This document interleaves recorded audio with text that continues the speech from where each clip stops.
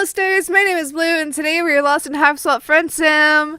Last time we left off, we did Charan, and now we're at this lovely lady whose name I struggled to pronounce last time and didn't bother to learn beforehand. So, I don't know what to do. I went to bed at like 3 in the morning last night. I'm tired.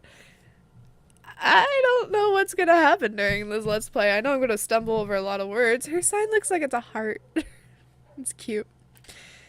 Wanchi?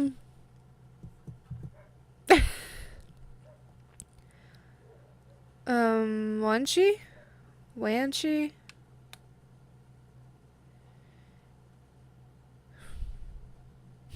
I don't know.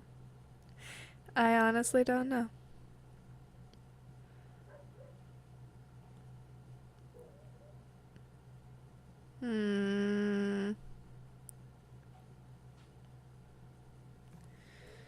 Just call her she for short. Hey, now that you've gone and thought about the concept of purpose, you might as well make one up for yourself. You turn your walk around the book hive. A handful of your friends hang out in there, and there are a few rooms that are generally pretty danger-free, so why not? It's a little difficult to make yourself walk past the spookier rooms, but you manage to avoid the siren song of the brain room once more.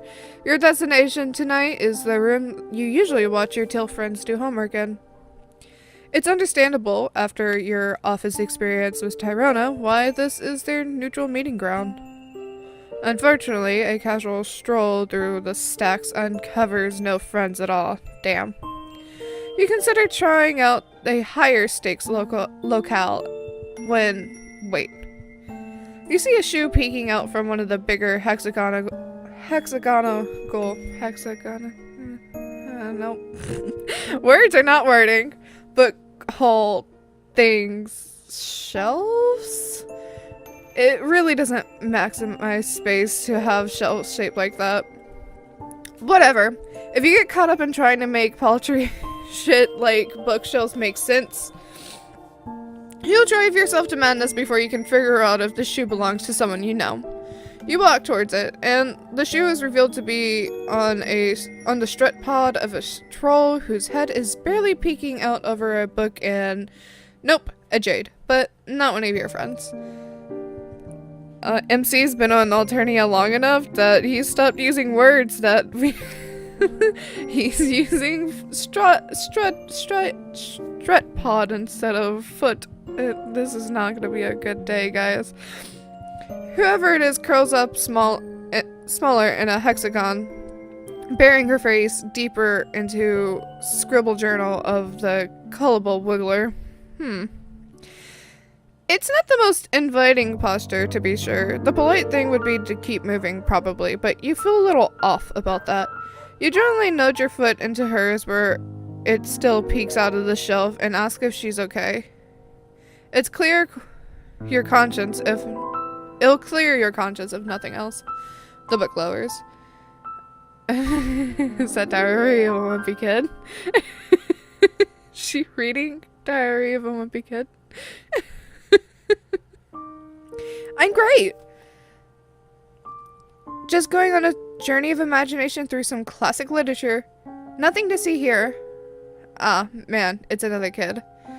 You know, young trolls have to handle themselves as much as older ones, but as well acquainted as you are with the facade of pretending you're exactly where you're supposed to be, you get the feeling she's not exactly telling the truth. So you're equipped to help. Plus, it's not like you haven't befriended a few tween sweep equivalents here on Alternia already. You successfully didn't get murdered by Amcia, and did a plausible job befriending Tyrona and Karako. Though, sometimes you wake up shaking, the remains of dreams where you failed them on loop in your brain, you shake that horror from your mind and try to look as non-threatening as possible.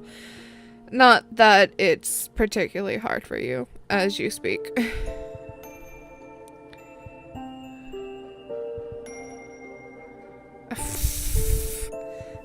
Ask her if she's seen the brain room. Ask her if Bronya is around.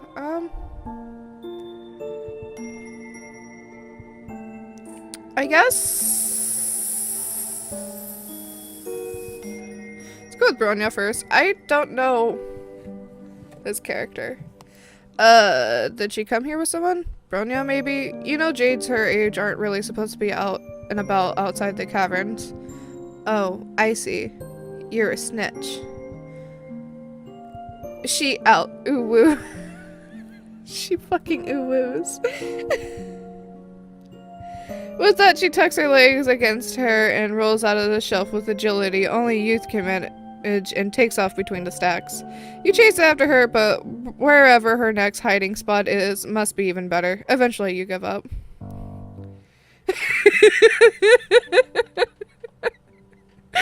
I might use this one as the thumbnail instead of the victory one because this is gold.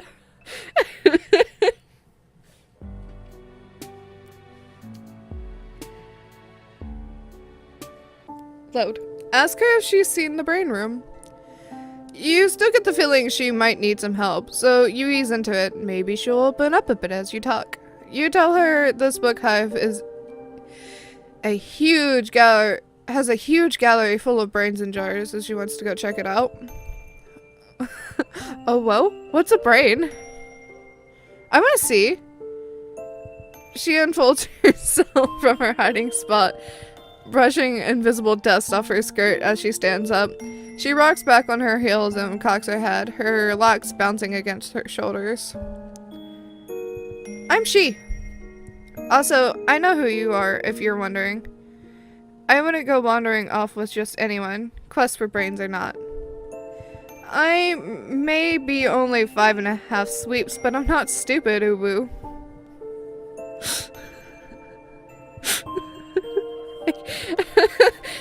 The only reason I'm able to read these uWu's and elwows out aloud is because me and my friends do it all the time.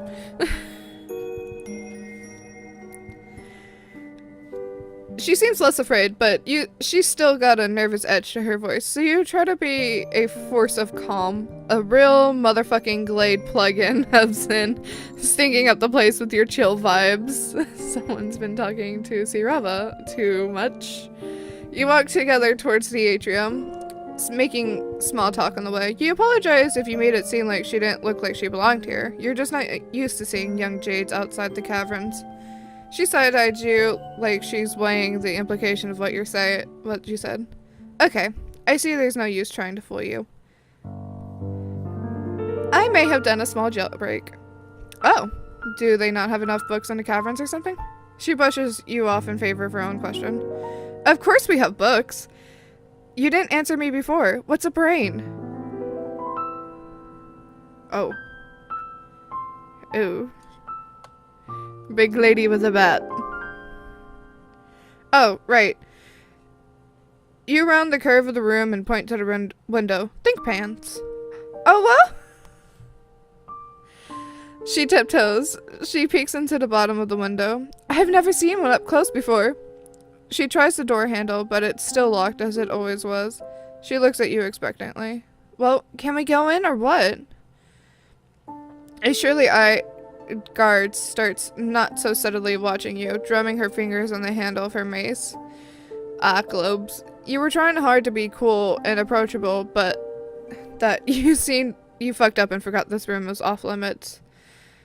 Taking a kid to break and enter is, well, it's pretty much par for the course, actually.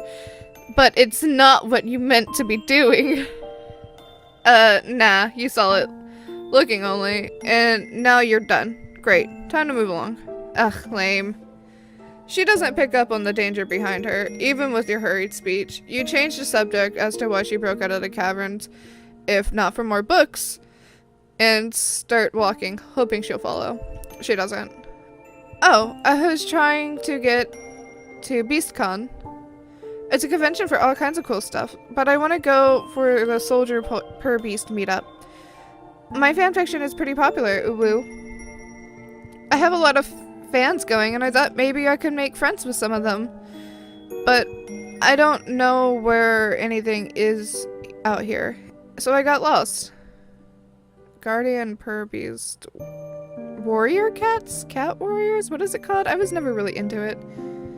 I think it's warrior cat. Warriors? Yeah, I think it's warriors. I was never into it. I was the whole owl situation. Guardians of what the fuck it's called. I don't remember.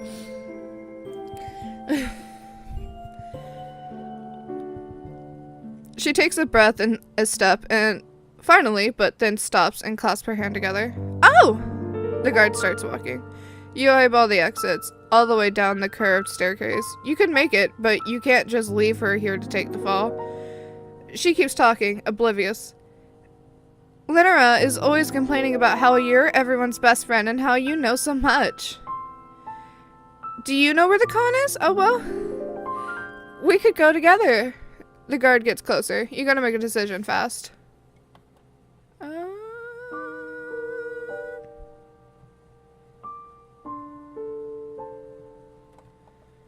Take her? Anything to get you both out of here. Grabbing her hand, you say you know the way and make a run for the door. She whoops and scurries down the stairs behind you. A quick glance back at the guard taking her hand off her mace reassures you that you moved fast enough. Once you're around the corner from the book hive, you stop and catch your breath. Why stop now? Lead the way, alien friend. You wave off her enthusiasm. She's out of breath herself. She can hold her hoof beast for a minute while you locate your fucking bearings and think. You looked up this con earlier when Tigiri and Polypa invited you. They had said it was fun, that the death toll was high enough to be interesting and low enough to be manageable, and that you'd be safe with them. Still, you chicken out. You guess changing your mind and going could be okay. You're definitely anxious about bringing she along, but it seems like she's hell-bent on attending anyways, so maybe the best thing you can do is be a responsible chaperone. Plus, none of your friends make you feel better protected than Polypa. Google Maps says it's not far. Welp, you've dealt with plenty of dangerous clusterfucks before, so what's one more? You're a regular Gil's Corey of bullshit scenarios. Pile those sumbitches on. You bow and gesture down to the sidewalk that will lead you down towards the outskirts of town. She curtsies and follows your direction. It seems like she doesn't need you to come up with things to talk about. She's like a chatty sunflower, pulled towards the bright newness of everything she sees, chock full of commentary about all of it. Wow! I read about moonlight, duh, but seeing it make everything glow is totally different. Look at that dew on this prickle pond. If you get up close and look, you can see the reflection of your own eyes and the moon's. You do as she does, and damn if that ain't a bunch of orbs reflecting back at you, floating on the curve of a purpley green menace. Her curiosity isn't overwhelming or draining in the slightest. You tell her it's kind of nice, actually, to meet someone who's experienced this place for the first time. Yeah! The caverns are fine, but there's so much to see out here, Obo. Everyone else sneaks out. I don't know why it took me so long to try. No, actually, I do. Getting in trouble sucks, and I hate it. But it worked out. Here we are, experience it all together. Yeah, you can feel your anxiety lifting, just a little, just the part that's applicable to this particular situation. Still, that's a win. So Lynn complains about us being friends with everybody. I guess it makes sense. Walking and talking and taking in the night makes time pass quickly. You ask her how she ended up in the book hive to begin with. I snuck out when Linera was supposed to be giving me some boring jade duty lesson, but with yelling. I don't have a palm husk, so I couldn't look up the con once I was away from my husk top. I just wandered till I gave up and found the book hive. That's a powerful nerd-honing beacon she must have. She flexes. Own it, girl! You know it! You smell what's around the corner before you see it. Having sidestepped your fair share of corpses in your travels and had your hand in creating a few more, you know how to prepare yourself. She, on the other hand, you know the Brooding Caverns aren't some diaper baby summer camp of innocence, but you're also not sure of how much viscera she may or may not have seen. No matter your respective levels of gore viewing experience, you both stop short when it comes into view. Whoa. She takes a tentative step towards what's left of the troll, then retreats, hovering close to you. It feels like you should keep moving, like you should avert your eyes and carry on or whatever the fuck before the drones come back to clean up, but she's still staring. Her steps, when she finally takes them, are soft. She crouches down and leads in with reverent scrutiny. It looks different, not in a jar. You wonder to yourself, as she mistakenly takes it all in, if bloodthirstiness is a trait only certain trolls are born with, or if they have it ground into them by necessity, by expectation, by entitlement, by fear. Next, because your brain is wired around itself, you wonder the same about humans. She doesn't look away for a while. You go over and put your hand on her shoulder, and she stands up and walks away with you. There is no ceremony to it. No placing of leaves over the remains, no prayer. I don't get it. She doesn't finish her sentence. She takes your hand and pulls you back in the direction you were walking. She looks confused. Just like she's still trying to work out what she just saw. You guess you could have given her more time to process it, but you're not sure comprehending death is really a thing you can just, figure out in the wildness with an alien in one night. After a few minutes of silence, you point out the call of some flat beasts, and she mimics it and smiles. Soon after, the pointy top tints of Khan rises in the horizon. She starts running, dragging you behind her. Oh shit, here we come! She's vibrating out of her skin. You're basically doing the same, though it's less an excitement thing and more of an emotional whiplash thing. Whatever, you can work with it. You attempt to dig into the new vibe as you walk up to the gates. There are vendors and artists and trolls all around. It's like some unholy combination of Anime Con and Renaissance Fair. I fucking love Renaissance Fair. But with more people walking around sporting recently influenced limps. In an attempt not to focus on that, you look around for your other friends and ask her what she's excited to see and do before her meetup starts. Does she want snacks? It looks like there are snacks. Yeah, I could want some frazzled, cotton candy in a bit. But yeah, there's a lot to do. Oh, whoa. There's the polar bear riding, the cosplay competition, you cut her off. Doesn't she mean cosplay? There are trolls you think might be in cosplay, or maybe that's just, how some trolls dress. Yeah, there's that too. If you don't want to get your claws so bloody. Oh, jeez. There's the old nerves coming back. You really hope that bringing her was okay. There are other young trolls roaming around, so you're probably good? You try not to think of the body you saw as an omen. There are bodies all over the place here in Alternia. You pull out your palm husk and consider your friends. You can message Polyba or Tikiri to see where they're at, but your thumb gravitates towards Bronya's great profile. Whoa. Well, what just happened? Right when you decide you're being dumb and pocket your phone, a lot happens at once. She starts to pull you towards a dude in a utility kilt, handing out flyers. A bowl rending sound rends.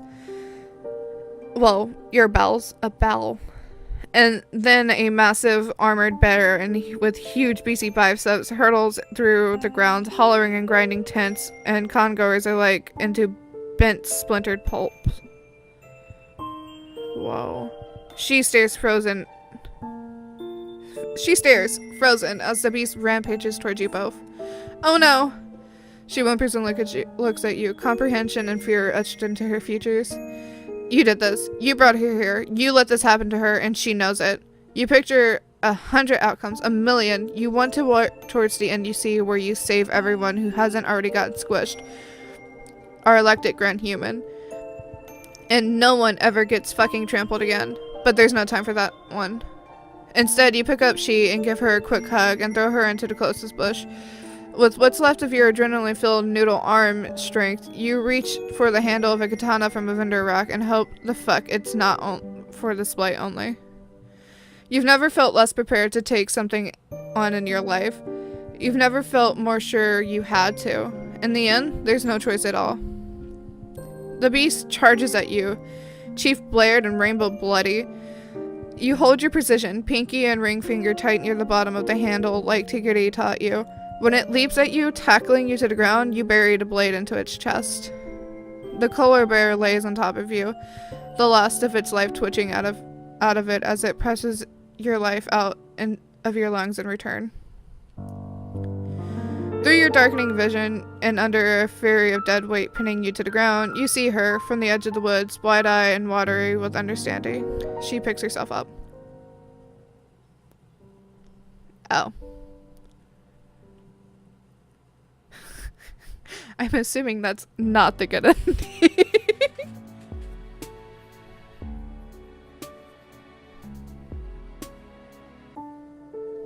Pretend to take her?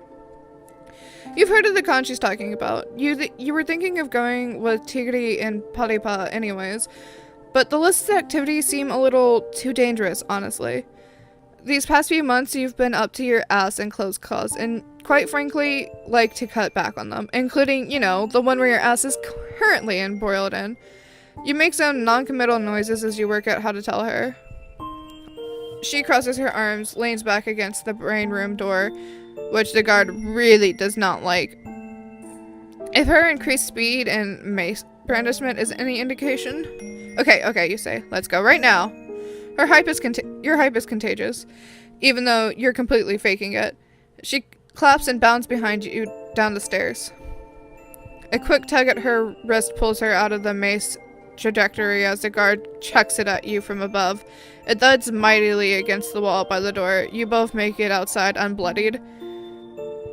Checking behind you to confirm you're not being followed, you don't stop running until you're both safely around the corner. She giggles through, catching her breath. Wow, that was a close one. Librarians, am I right? She grins and takes your hand. Can you believe we only just met and we're already having bonding hijinks? I didn't think making a friend would be so simple. I can't wait to hang out with you even more at the con. Her smile's a knife in your pusher.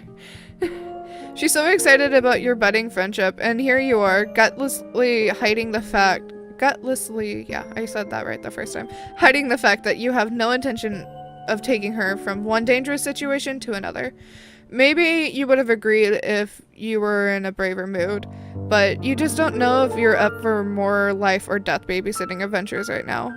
What you should do, probably, is get her home. You don't tell her any of this, of course.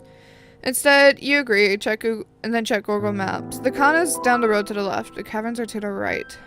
Leading her straight back home would be too obvious, so you take a meandering route. Everything you pass seems to impress her. The frankly bonkers range of architecture styles, the shivering carnivorous plants, the burnt-out wreckage of someone's hive, and the flickering starlight all around. She's observing a worm crossing the sidewalk, out here exposed, all squishy and brave, oh whoa, when you point out a cool rock eager to keep her wonderment going. Really? She puts her hand on her crooked hip. You think we don't have rocks in the caverns? Try harder. She rolls her eyes at you, but she's still grinning. You accept the challenge and tell her there's something she's definitely never seen up ahead. Bring it. You lead the way. It's been a hot minute since you've been back here. You're interested to see it again. Still, this side jaunt feels like delaying the inevitable. You know she's going to be pissed at you when she realizes you tricked her, but you can't help wanting to show off more cool stuff while you can. Anything to see that wide-eye appreciation for any new tiny thing. What's left of your spaceship comes into view as you round the bend. There really isn't that much left to show off, but she's still She's still into it. She runs over and starts inspecting the rubble. You wonder what happened to the freshly missing parts. Maybe Vicar came back and to scavenge some more. Shit. Vic. You haven't talked to that guy in forever. You vowed to text him later tonight, but you still feel guilty. It's hard to juggle all these beautiful friends, even with how viscerally you crave them. You want to be good for everyone, but there are so many things There are so many things that can mean. What? And you've never stopped feeling like you're treading water. She emerges from the hole, clambering up on top of the black metal box and waving around some incrucible, rusty bullshit. Oh, well, there's so many fiddly little parts. Was this how you got here? She observes you for a second or two, then nods her approval. That's pretty cool. Any old idiot can wreck a spaceship. It takes someone with brains to break out of the brooding caverns. Well, when you put it that way, you're completely right, uWu. She winks and pockets some of the pieces. Are you ready to keep moving? I don't want to miss the meetup, and it's happening right after jousting, which should be ending pretty soon.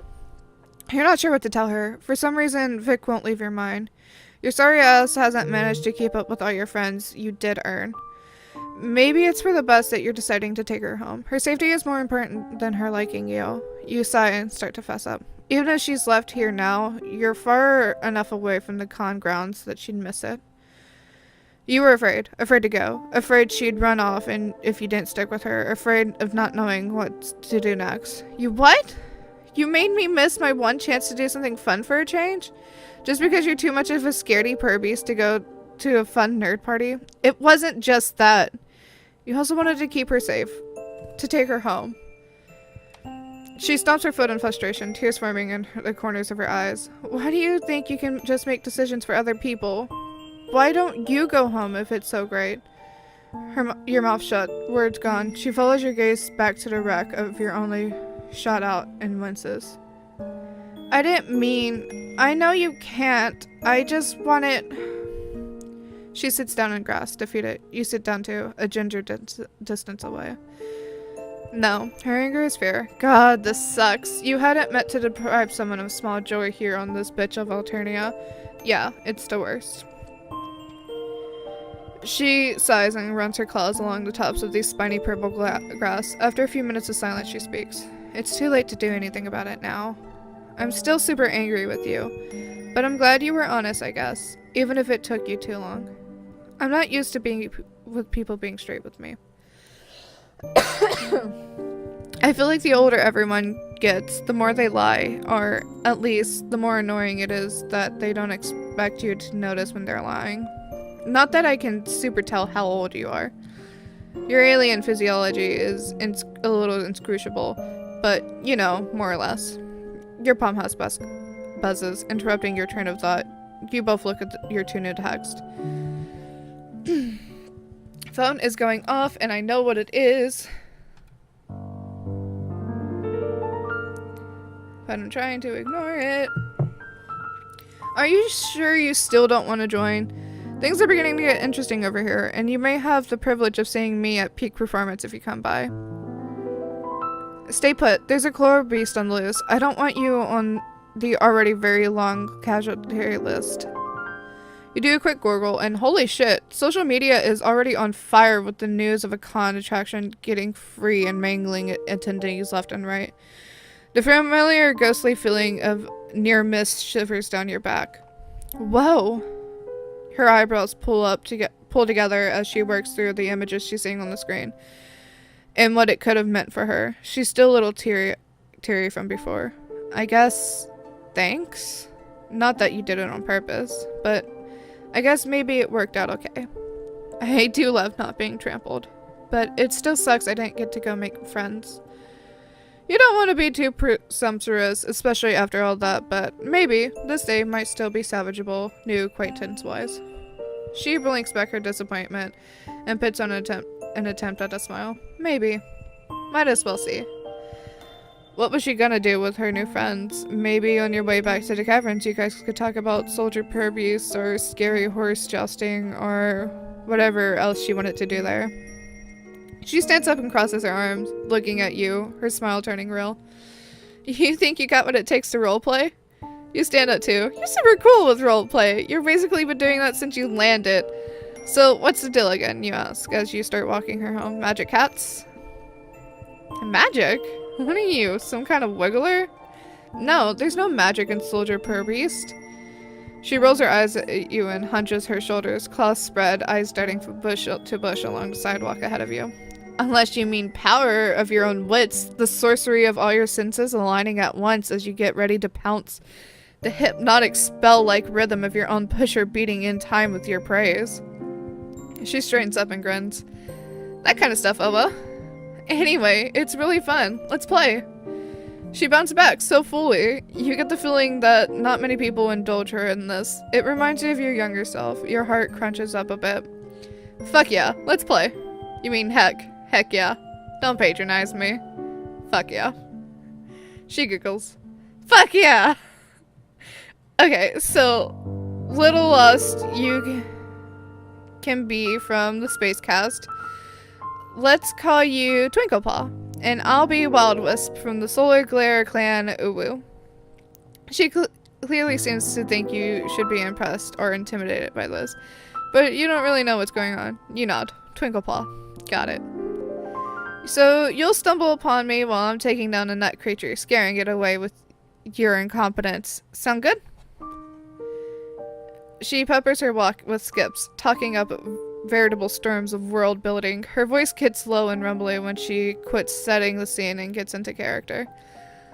Little one, what do you think you're doing setting your strut paw on our territory? You've made me lose my creature feast. What do you have to say for yourself? Ah, fuck, it's your turn. You didn't see where you were going. You're sorry, though. You know how hard it is to come by a good meal.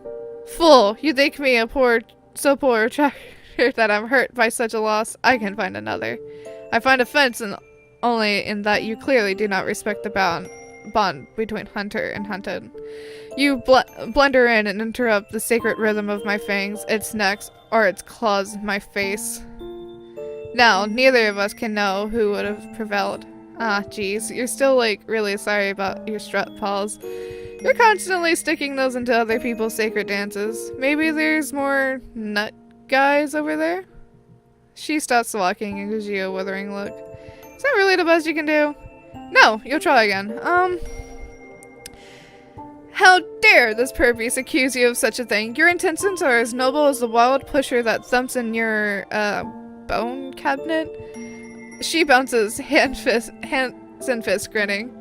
Oh, well, a little over the top and not really a Starcast approach, but you're getting there. You practice finding your soldier's characterization sweet spot as you walk her home. You take the most direct route, but you let her stop to explain Purrbeast's grooming habits, to breathe in the rotting perfume of a flower, and to appreciate yet another sidewalk braving worm. Eventually you reach the cave entrance, you know.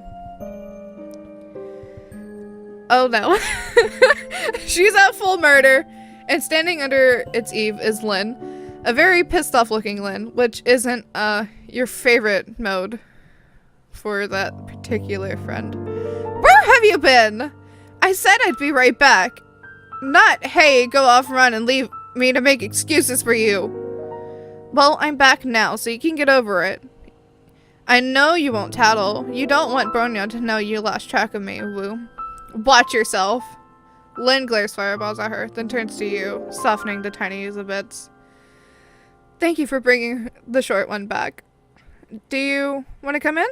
You appreciate her politeness, but nah, you should go up and let this jade settle down and everything. Plus, you have another friend you need to check up on. Before you can say anything to she about how you hope she ended up having an okay time, she scurries off around the corner, calling back over her shoulder. Wait, I have something I want to give you before you go. So you wait. Lynn keeps looking at you, arms still crossed. You better be glad she's okay. If she got hurt, I could never. I mean, I would be in so much trouble. You don't have to call her on secretly caring for you don't have to call her on secretly caring because she comes running back with something in her hands, her hair bounding behind her. Here, read this, then maybe when you come back to visit me, you'll be a little more informed about the Soldier Purrbeasts universe, uWu. I only have one person to play with here, and he usually pretends he's too cool, like he doesn't absolutely love Purrbeasts cast drama. She bows a little as she offers the book to you. It's tattered with love. It's my personal copy, but I think I can trust you with it, Twinklepaw. What do you say, uWu? You clutch it to your chest and tell her you will guard it with all the honor and Spitfire Starcast has to its hallowed name.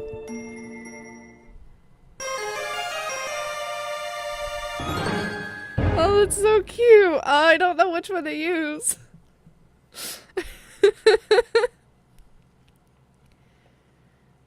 It's adorable. I love her. Child baby. I'm adopting her. She is my child now. We messed up quite a bit, but that's okay. Because each mess up just let us learn about her a little more.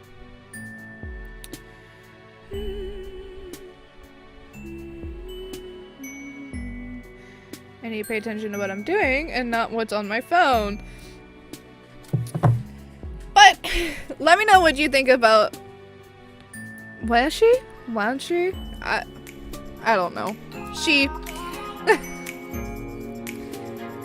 And that's it for today.